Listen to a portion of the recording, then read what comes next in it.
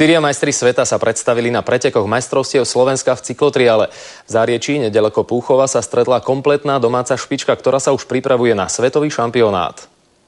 Trio svetových šampiónov zo Slovenska, Peter Barták, Peter Muzika a Jan Šidlík, má účasť na svete istú a tak sa sústredilo len na to, ako zdolať najväčšieho favorita podujatia, Poliaka Rafala Kumorovského.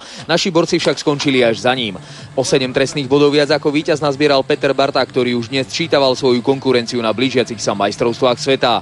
Španielov je tam asi najviac, tam Dani Comas, Benito Ros, to sú také, myslím, že také najväčšie hviezdy a potom veľa Francúzov, samozrejme tento Rafal Kumorovský, ten je tiež veľmi veľký kandidát na titul. Tretie miesto za Kumorovským a Bartákom obsadil Peter Muziga. Jan Šidlík preteky nedokončil pre poruchu brzdy, ale jeho myseľ sa upierala iným smerom. Túto sezónu stanovil som si také ako vrchol sezóny štátne skúšky v škole, takže teraz tú prípravu smerujem skôr tým smerom ako na to závodenie.